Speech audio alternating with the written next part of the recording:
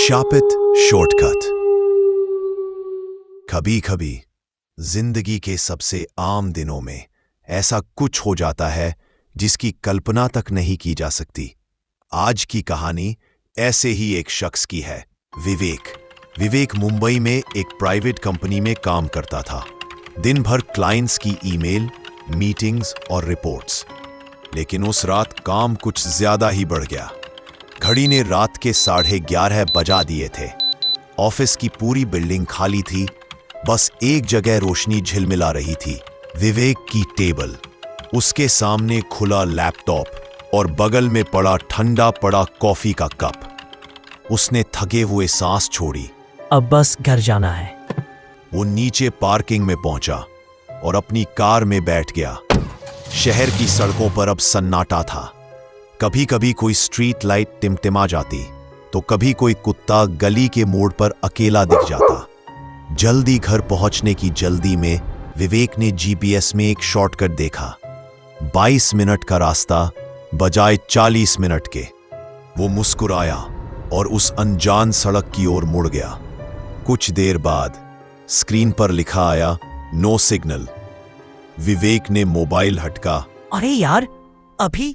लेकिन कोई नेटवर्क नहीं, और अब आगे का रास्ता सिर्फ अंधेरा। दोनों तरफ घने पेड़, इतने ऊंचे कि हेडलाइट की रोशनी भी ऊपर तक नहीं पहुंच पा रही थी। कहीं कोई घर नहीं, कोई साइन बोर्ड नहीं। विवेक के मन में हल्का डर आने लगा। उसने म्यूजिक ऑन किया, पर रेडियो में बस स्टैटिक नॉइज। फिर 1 सेकंड के लिए रेडियो से एक स्त्री की धीमी आवाज आई, रुको। विवेक चौंक गया। उसने रेडियो बंद किया।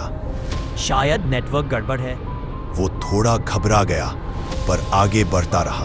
करीब 10 मिनट बाद उसने देखा सड़क किनारे कोई खड़ा है। सफेद साड़ी में एक औरत, सिर झुका हुआ, बाल खुले, पैर नंगे। विवेक ने कार धीमी की।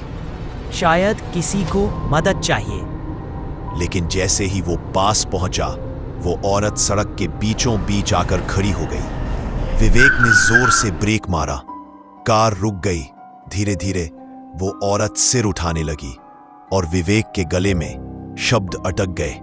उसका चेहरा पूरा काला था, बस 2 लाल चमकती आंखें। विवेक ने घबराकर एक्सीलेटर दबाया। कार तेज भागने लगी। लेकिन कुछ अजीब था। हर मोड़ पर वही पेड़, वही सड़क, वही सन्नाटा, जैसे वो बार बार उसी जगह से गुजर रहा हो। वो पसीने से भीग गया। ये हो क्या रहा है? उसका दिल जोर से धड़क रहा था। वो समझ नहीं पा रहा था, क्या ये सपना है या हकीकत। विवेक ठिठक गया। उसकी गर्दन जमी हुई थी। धीरे धीरे उसने रियर मिरर में देखा और उसका खून जम गया। वो सफेद साड़ी वाली औरत अब उसकी पीछे की सीट पर बैठी थी। वो मुस्कुरा रही थी और उसकी लाल आंखें सीधे विवेक की आंखों में देख रही थी। विवेक चीख पड़ा, कौन हो तुम? पर जवाब नहीं आया। विवेक ने दरवाजा खोला और चलते हुए कार से कूद गया। वो गिरा, लुढ़का और बेहोश हो गया। जब आंखें खुली, सुबह की हल्की रोशनी थी। आसमान साफ था। वो किसी पुरानी सड़क पर पड़ा था। दूर तक कोई कार नहीं। वो लड़खड़ाते हुए उठा।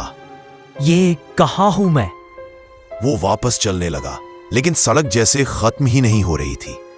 कभी दूर से किसी की हंसी आती, कभी उसके पीछे किसी के कदमों की आवाज। हर बार जब वो मुड़ता, वहां कोई नहीं होता। शाम तक वो भटकता रहा। तभी अचानक उसका फोन ऑन हुआ। नेटवर्क की एक बार आई। स्क्रीन पर लोकेशन थी, भूल भुलैया रोड। उसने आंखें फैला दी। ये कौन सी जगह है? और फिर स्क्रीन खुद ब खुद ब्लिंक करने लगी। एक पुरानी तस्वीर उभरी। उसकी अपनी कार, जो धीरे धीरे उसी सड़क पर चल रही थी, बिना ड्राइवर के। अगले दिन सुबह लोगों ने उसी सड़क पर एक कार खड़ी देखी। अंदर विवेक था। उसकी आंखें खुली हुई थी, जैसे वो अब भी किसी को देख रहा हो। उसकी घड़ी रुक चुकी थी। 11:47 PM, वही वक्त जब उसने उस सड़क पर कदम रखा था। कहते हैं उस रात के बाद से उस सड़क को लोग भूल भुलैया रोड कहते हैं।